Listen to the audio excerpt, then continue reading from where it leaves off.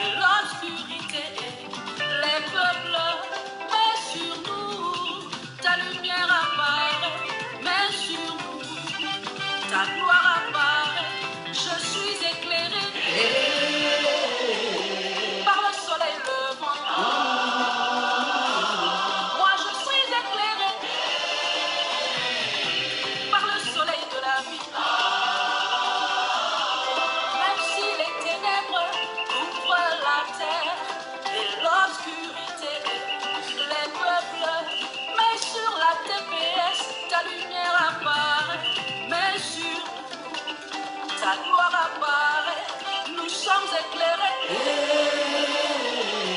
par le soleil levant. Oui, nous sommes éclairés par le soleil de la vie. Yes. Bien-aimé, sois éclairé, car la lumière de Christ arrive sur toi. Mon ami, lève la tête. Le soleil levant, le soleil de la justice. Je suis éclairé Il est là. par la colonne de feu. Moi je suis éclairé Yes. par la colonne de nuée. Sois éclairé. Exploit, je ferai des exploits. Avec Dieu, je ferai des exploits. Exploit, je ferai des exploits. Avec Dieu, je ferai des exploits. Exploit, je ferai des exploits. Je ferai des exploits. Exploit, exploit, des exploits. Avec Dieu, je ferai des exploits. Exploit, je ferai des exploits. Avec Dieu, je ferai des exploits. Exploit, je ferai des exploits. Avec Dieu, je ferai des exploits. Exploit, je ferai des exploits. Alléluia. Amen.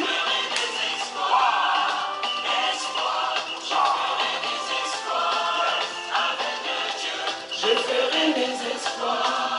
Il dit à moi la chose arrive, il est fidèle. Avec Dieu, nous ferons des exploits. Élie devant les faux prophètes, il a gagné. Avec Dieu, nous ferons des exploits. Avec Dieu. Avec Dieu. Avec Dieu. Alléluia. Avec Dieu. Avec Dieu. Alléluia. Bon, la louange est finie. Maintenant, place à ce que je voulais dire ce matin. Et il y a le prophète là qui s'est marié. Ça fait quelques jours. Je ne vais pas parler le nom des gens ici. Vous savez qui s'est marié, un prophète qui avait perdu sa femme. Je fais un petit effort avec la bronchite, ça me souffle. Donc du coup, nous viendrons un peu parler par rapport au prophète qui s'est marié. Parce qu'il était veuf. Pas prophète. Bonjour. Félicitations pour ton mariage. C'est bien de se marier. Il n'est pas bon qu'un homme soit seul. C'est dans la Bible. Hein? C'est normal. Par contre, j'aime bien regarder les vidéos avec ton épouse. Mais, prophète, je te vois venir. Tu ne vas pas encore nous faire le coup que tu nous as fait avec ton ancienne femme qui est décédée. Hein? Non. Nous disons non à ça ici. Pourquoi? Parce que toi, tu ne vas pas encore aller à l'église faire l'apologie de ton épouse. Non, non, non, non, non. Ton épouse est là pour t'aider dans ton ministère. Oui, c'est son travail. Mais tu ne vas pas aller encore à l'église avant de commencer la messe, parler de ton épouse, remplir les oreilles des gens. Ça, c'est non. Prophète, il faut arrêter ça. Pardon. Non, non, non, non, non. Ce n'est pas bon. Et puis, il y a certains petits détails qui m'ont interpellée. Tu as un peu raconté qu'est-ce qui t'a motivé à la marier, elle, et pas un autre, à cause d'un album photo qu'elle t'a offert avec ta petite fille qui est adorable déjà cette petite-là, elle est adorable, la petite. Mais prophète, tu l'as connue depuis novembre, si j'ai bien compris, hein? Donc novembre, ça fait 1 an. Et dans 1 an là, prophète, toi, tu n'as pas pris le temps de la connaître. Parce que tu as dit qu'en 1 an, vous vous êtes vus au trou 6 fois. En 1 an. Et les 6 fois, c'était pas long. C'était les histoires de rencontre de 2 heures, pas plus. Vous ne vous appelez pas beaucoup au téléphone. Mais tu l'as choisi sur la base d'un album photo et parce qu'elle a envoyé les cadeaux à ton enfant. Peut-être le fait que tu sois un prophète, un homme de Dieu, Dieu t'a montré des visions, que c'était elle qu'il te fallait comme épouse. Mais nous ne pouvons pas nous baser sur une relation qui n'a même pas débuté. Parce que dit que les hommes de Dieu ne doivent pas faire de fornication, c'est dans la Bible. Mais les hommes de Dieu doivent prendre le temps de connaître qui ils veulent marier. C'est-à-dire quoi? Vous n'avez pas besoin de vous voir. Avec le téléphone, on peut connaître les gens. Quand on a une écoute active, quand on est quelqu'un qui est attentif, quelqu'un qui essaie de comprendre les autres. Hein? Parce que là, j'ai entendu l'épouse dire que quand tu vas être avec un homme, il faut l'apprivoiser. Ce mot n'a pas lieu d'être dans votre couple, prophète. Pourquoi? Parce que des gens qui ne parlent pas souvent au téléphone, des personnes qui ne se voient pas, c'est presque des inconnus. À quel moment tu peux apprivoiser un inconnu? C'est impossible. Donc, sincèrement, donnez-nous la parole de l'évangile, la parole de Dieu, c'est mieux. Le reste là, je ne sais pas si vous êtes coach aussi en couple, en mariage, je n'en sais rien. Mais ça, là, il faut laisser, pardon, prophète. Pardon, il faut nous laisser tranquille avec ce genre de conneries-là. Parce que nous qui avons un cerveau et qui cherchons Dieu, pour commencer, prophète, tu prêches super bien. À ce niveau, moi j'ai écouté ta prêche hier très bien. En 2017 aussi, prophète, j'étais là-bas dans ton église, ici à Facebook. Ce qui ne m'avait pas plu dans toi, ton église, prophète, c'est que toi, dans ton église, tu étais là pour faire l'apologie de ta femme. Dans l'église, ton épouse et toi, c'était pour vous habiller complet. C'est-à-dire le même vêtement. Un peu comme dimanche avec ta nouvelle femme. Elle en bleu, toi en bleu foncé, la petite fille en bleu. C'est quoi votre problème au fait? La maison de Dieu est devenue quoi même pour vous? Je ne critique pas vos histoires là, hein, mais ça me surprend et ça m'inquiète. J'essaie d'aller dans tous les sens de peur d'oublier un sujet important.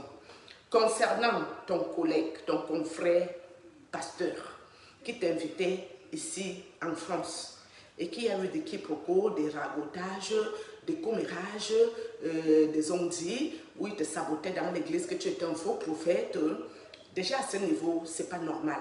Pourquoi? Parce que avant que ce pasteur t'invite à son église, je suppose qu'il a demandé à Dieu de lui ouvrir les yeux spirituels, d'avoir le discernement sur toi, si tu étais bon ou pas.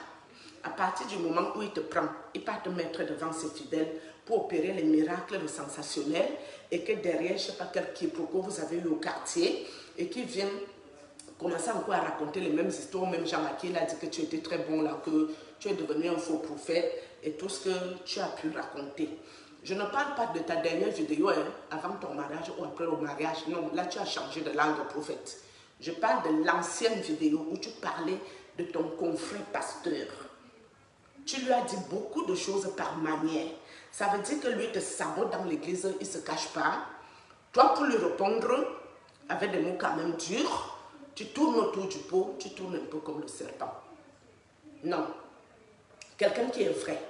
Quelqu'un qui veut dire la vérité aux gens, avec qui il a collaboré un jour, avec qui il a partagé un verre. Si tu entends que le prophète te salit, ou il ment sur toi, ou il dit que tu es un faux prophète, que le pasteur la raconte ça ici en France, prends ton téléphone, vous ne vous êtes pas bloqué. Et même si vous vous êtes bloqué, charge une autre puce, tu contactes ton confrère pour lui dire tout ce que j'attends là, qu'est-ce que j'ai pu te faire pour qu'on en arrive devant les fidèles à se ridiculiser. Moi, je crois que les gens qui sont dans vos églises, c'est des gens très envoûtés et embobinés. Oui, parce que c'est les gens, dès qu'il y a des bêtises comme ça, ils trouvent toujours l'excuse que non. C'est les hommes, comme tout le monde. Ils ont aussi le droit de se fâcher, ils ont aussi le droit de s'humilier, de se ridiculiser. Je vous dis non, les hommes de Dieu ne doivent pas faire ça. Pourquoi? Parce que quand tu as Dieu en toi, tu as le droit de t'énerver. Hein? Même Jésus même allait là-bas dans son temple, il y avait les cornes. Ils ont rendu son temple en centre commercial. Il allait chicoter les gens.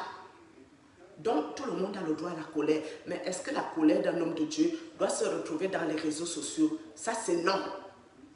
Oui. Parce que ça fait insensé. Quelqu'un qui est conscient, qui prie à Dieu, qui est dans Dieu, si on commence à l'attaquer, il prie à Dieu pour que les attaques s'arrêtent et prend la force d'aller parler à son confrère clairement en face et prendre le même billet d'avion, vu que vous avez vraiment traité ensemble. Moi, je me souviens, quand vous êtes venu ici, on m'a proposé de venir dans votre église. Moi, j'ai dit non, je ne viens pas dans ce genre d'histoire-là. Pourquoi? Parce que moi, je sais ce que je sais et ce que je sais, prophète, toi, tu sais ça. Tu dois te dire que celle-ci, c'est qui? Là, non. Regarde bien ton front. Tu vas comprendre de quoi je parle. La marque de la bête 666. C'est bien sur toi, hein, mon prophète. Mais tu prêches bien, hein? Franchement, pour celui qui cherche Dieu, qui ne cherche pas autre chose derrière toi, et qui prie réellement en Dieu, il peut toujours venir te voir parce que tu prêches sérieusement, prophète. Mais là, 666, c'est pas de Dieu. Nous sommes d'accord, mais je ne veux pas rentrer là-dedans, vu que moi, je ne suis pas ta fidèle.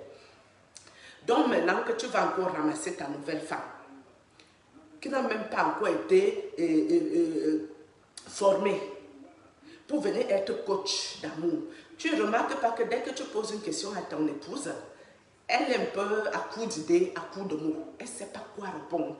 Pourquoi? Parce que cette fille ne te connaît pas. Elle ne te connaît pas du tout. Quelqu'un ne peut pas t'apprivoiser 6 fois que vous vous êtes vus, peut-être 2 heures de temps chaque fois, et vous avez parlé très peu au téléphone. C'est avant le mariage que tu l'appelais tout le temps. Vous avez eu le temps de vous connaître comme prophète. Parce que moi, j'ai été en couple, si on peut appeler ça couple, avec un serviteur de Dieu comme toi, où il y a eu trop de dégâts, parce que lui, il ne voulait pas me prouver pour venir me marier. Il voulait me prouver pour me ôter ma vie, ce sorcier qui m'écoute ici tous les jours. C'est ton confrère, 666, vous êtes les mêmes gens, prophètes. Vous êtes pareils. Dans l'occultisme, vous êtes ensemble. Donc, moi, ma part don de Dieu, lui, c'est ma vie qui devait le mettre en sacrifice. Mais moi, en tant que quelqu'un qui était censé être avec ce monsieur, je ne l'ai jamais vu de mes yeux. La relation a duré plus de 4 ans à distance. Mais, prophète, ce prêtre-là et moi, on se connaît. Surtout moi, je le connais plus que sa propre maman. C'est ça qu'on appelle apprivoiser quelqu'un. Tu le connais bien, tu l'apaises, tu le tempères. Les habitudes qu'il avait avant, tout le monde voit un changement radical, visible et notable sur lui. Hein? Ça s'appelle apprivoiser les gens. Moi, on ne peut jamais apprivoiser un inconnu, c'est impossible. Donc maintenant que tu veux rendre ta femme en coach de mariage, non, il faut arrêter ça, prophète, c'est pas bon. C'est pas bon. Je ne sais même pas si vous croyez que c'est les bébêtes qui vous écoutent ou c'est les gens qui n'ont pas tout leur cerveau. Non, prophète, ne nous prenez pas quand même pour des idiots. Hein? Nous, les gens intelligents qu'on vous écoute là, on écoute ça très bien. Hein? C'est pas parce que tu es un homme de Dieu que tu ne vas pas te marier avec un inconnu. Non, tu pouvais toujours prendre ton temps et te faire l'album. C'est un très très bon geste. Peut-être c'est une femme qui a un cœur de maman, on ne sait jamais. D'abord, qui m'aime? Ta petite fille, tout le monde va l'aimer. Même moi, qui n'est pas ta femme, qui ne te connaît pas, qui n'a rien à voir à faire avec toi. Quand cette petite a perdu sa maman, j'ai eu trop de douleur dans le cœur par rapport à la petite qui est restée très jeune, orpheline. Donc, quelle femme ne va pas aimer cet enfant? Sauf si c'est une sorcière. Hein? Tu ne vas pas marier une femme parce qu'elle est venue te donner un album photo, parce que tu l'as éprouvé, tu avais convoqué toute sa famille, tu les as plantés, tu les as plaqués, toujours mon prophète. Donc toi, en tant qu'un homme de Dieu, tu as le droit de réunir la famille d'une femme et tout le monde t'attend. Tu les plantes, tu n'appelles pas, tu ne fais rien. Donc parce que la fille est tellement désespérée, elle va toujours s'asseoir que, oh, pour apprivoiser un homme, il ne faut jamais s'énerver. Il faut beaucoup prier à Dieu parce que l'Éternel est merveilleux. Toi, tu crois que quand tu la plantes devant sa famille, ça c'est l'humiliation. Et dans la Bible, c'est écrit qu'il faut humilier les familles d'une femme qu'on va marier. Peut-être, prophète, tu vas peut-être penser que moi je suis une sorcière, et pas tout le monde me traite d'une grande sorcière. J'ai déjà accepté ma sorcellerie. Mais moi là, un homme, que moi, ma famille va s'asseoir, toi tu vas nous poser le lapin. Après, tu vas me dire que tu n'as jamais le temps pour moi m'appeler. Quelques temps avant de moi me marier, tu vas avoir le toupet de toi ramasser ton téléphone, tu vas commencer à avoir le temps. C'est le même jour que le mariage là va s'arrêter. Même si je t'ai supporté un an de bêtises, mais quand je vais voir que donc tu avais le temps, tu fais du cinéma, c'est terminé, tu fous le cap. Donc maintenant, vous les femmes là, quelle est en train de croire que parce que tu vas être soumise, un homme va t'accepter, il va t'aimer, il va te respecter à cause de la soumission. J'en connais comme ça. Les femmes soumises qui se font marcher sur la tête. Parce que le monsieur, il te fait un coup, tu acceptes, 2 coups, tu acceptes, 3, tu acceptes. Il va te faire ça tout le temps. Parce qu'il se dit que tu acceptes tout, tu es une mauviette. Oui, tu es une mauviette et désespérée de la vie. Ça, c'est clair. Jusqu'au jour où il va te donner le problème de tension, l'hypertension artérielle. Le monsieur là va te donner ça. Le jour que tu tombes, tu meurs le AVC, le monsieur ira se marier avec quelqu'un d'autre. Donc, vous les femmes-ci, arrêtez ça. Le mariage n'est pas une fin en soi. Aucune femme n'est obligée de se marier. Si c'est écrit dans la Bible qu'il n'est pas bon d'être seul, Dieu va vous envoyer celui qui vous convient. Dieu ne va pas vous envoyer quelqu'un qui vient vous éprouver, vous donnez mal à la tête. C'est quoi tous ces trucs? Hein? Un couple qui veut s'aimer, ils doivent apprendre à se connaître. On n'a pas dit qu'apprenez à aller coucher ensemble. Apprendre à se connaître, ça veut dire quoi? Même si on ne se voit pas à distance, on s'appelle tous les jours, on se donne les nouvelles chaque temps. Parce que le couple, surtout le couple pastoral, doit être fusionnel. Ça veut dire que ton pied, mon pied, toi tu es ma moitié, moi je suis ta moitié. Parce que nous sommes en bonne collaboration, nous sommes ensemble pour aller avec les brebis vers Dieu et tout ce qui va avec. D'accord? Ce n'est pas parce qu'on ne doit pas faire les fornications qu'on ne peut pas être ensemble. Ouais? Avant de nous marier, je te connais bien, tu me connais bien. Le monsieur que je vous dis, homme de Dieu, il me connaît très bien. Moi-même, je le connais plus que sa propre mère. Pourquoi? Parce que j'étais là assise à côté sans le voir. Bon, dans le spirituel, on s'est beaucoup vu, hein. Là n'est pas la question. Je le connais parfaitement, physiquement, tout ce que vous voulez. Spirituellement, je maîtrise sa spiritualité. Pourquoi? Parce que quand tu veux être une vraie femme, déjà de un, il faut avoir du caractère. Une vraie femme, parce que les hommes très souvent n'ont pas du caractère, c'est des immatures. Donc si toi la femme, tu n'as pas du caractère, tu auras du mal à gérer ton homme. Si tu fais bénir, oui, vous irez peut-être en bénédiction. Du caractère, c'est important. Il faut savoir lui dire non quand ça ne va pas. Un non ferme et définitif. D'accord? Mais il faut aussi savoir l'aider, savoir l'écouter, savoir le comprendre, être compréhensible et savoir aussi lui pardonner beaucoup de choses. Si moi j'ai pardonné, jusqu'à un moment j'ai été épuisée, c'est parce que le monsieur voulait me ôter la vie. Jusqu'à le monsieur a touché mes enfants. Mais où je parle là, le monsieur là m'écoute toutes mes vidéos. Et il sait très bien, le prêtre là, que tout ce que je dis est véridique. D'accord? Et pourtant j'ai un lourd caractère. Lourd. Je ne suis pas facile, hein? Moi, il n'y a aucun homme qui va moi me marcher, moi, sur ma tête, ma vieille tête que vous voyez, ces 47 ans-là. L'homme là n'est pas né. Ouais, même si tu m'envoûtes, d'abord les envoûtements ne marchent pas bien sur moi. Hein. Ça fait semblant, après je pète les plombs, je commence à piquer les crises. À la limite, comme la folie va me prendre sur toi, j'ai même envie de te faire un truc. Donc, il faut ne jamais m'envoûter. Mais j'ai un lourd caractère. Et il n'y a aucun homme dans moi, ma vie, qui m'a quitté à cause de mon caractère. Non. Dans le caractère, il faut doser. Ouais, quand ça ne va pas, tu dis non, stop. Mais après, ça ne veut pas dire que ça devienne de la méchanceté. Parce que quelqu'un qui est aussi méchant, tu as beau faire semblant, on va vite t'attraper dans ta mécréance. Donc, monsieur le prophète, tu ne vas pas nous recommencer tes affaires qu'on connaît là, monsieur, pardon. Tu ne vas pas encore nous amener dans ça là. Le couple que les gens ne peuvent plus respirer à l'église, c'est eux qui ont le plus grand amour du monde mondial. C'est eux qui portent le complet, même uniforme. Le couple qui est là pour narguer les gens et pour faire chier le monde. Nous, on ne va plus voir ça ici, un prophète. Tu ne vas pas recommencer ça. Parce qu'on te connaît avec ton ancienne femme qui est décédée, non. On vous connaît.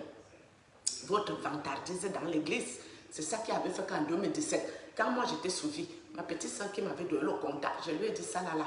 Je vois tout là-bas sauf Dieu.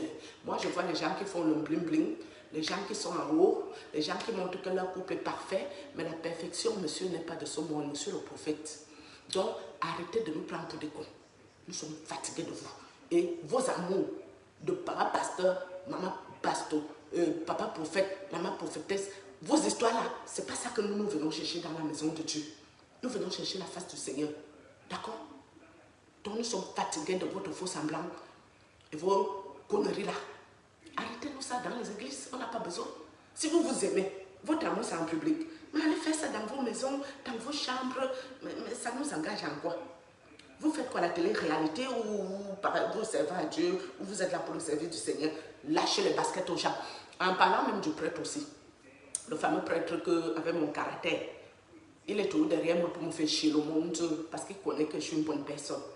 Et il y a une fille là, une pauvre fille de France ici, qui a accepté tout du prêtre, jusqu'à sortir de son corps la nuit pour aller attaquer les vies des gens par rapport au prêtre. Mais à ma grande désillusion, cette fille m'a combattu sauvagement. Elle croyait que c'était moi l'obstacle par rapport à son prêtre, alors que non, je lui avais dit non. Je ne peux pas te poser problème là-bas à distance, non. Vérifie les femmes qui sont assises à l'église. Elle ne m'a pas cru. Mais madame, à la fin, avec qui ton prêtre a eu un enfant, ce n'est pas avec toi.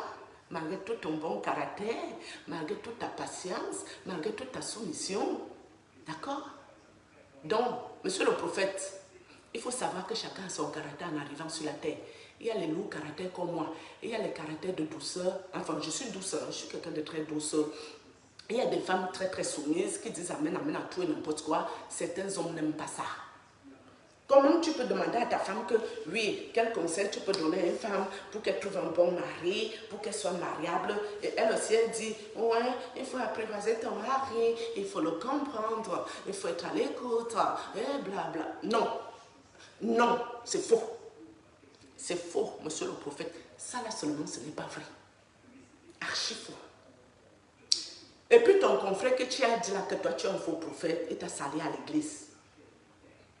Il n'a pas tout à fait tort. Mais je ne parlerai pas de ça ici. Ce n'est pas mon but aujourd'hui. Mais elle n'a pas tout à fait tort. Mais sauf que lui-même, il n'est pas clair non plus. Parce qu'en te faisant venir faire du sensationnel, il savait très bien qui il avait affaire. Donc ça veut dire que nous sommes toujours dans la manipulation des personnes soi-disant serviteurs de Dieu, qui sont dans les kabbalistes, kabbales juives, certains occultes à la pernicieuse, 666, embobiner les fidèles, envoûter les fidèles, faire chier le monde. Bon, pour clôturer, je vais arrêter ceci parce que ça risque d'être trop long. Toi, ce prêtre, cette nuit, j'ai fait le songe là avec tes esprits de nains. Ils étaient deux. Jusque j'avais l'argent dans mon sac. Ils m'ont volé tout mon argent. Le banditisme a recommencé avec toi. Bandit spirituel, délinquant spirituel. Je te connais. Hein? C'est toi qui m'as envoyé les nains, non, cette nuit. Ou moi-même aussi, mon esprit voyage beaucoup. Hein. Il ne dort pas, lui. Il était au Cameroun. Vous voyez, il y a la place de Loncac là, avec un restaurant en haut comme ça. C'était un peu dans ces coins-là et tout, c'est tout. Ces esprits de nains m'ont volé cette nuit, les bandits spirituels. Et faites attention quand vous rêvez les esprits de nains, les choses de courte taille. Ce n'est pas là pour vous faire aucun bien. C'est là pour vous prendre votre vie bien. Levez-vous dans la prière et priez. Moi qui vous parle là, ils m'ont attaqué, je vous ai dit ça ici, mais moi je prie. Mais je prends quand même le temps pour faire ma vidéo sur ce. Au revoir prophète. Shalom, shalom, shalom. Papa prophète. Bye bye.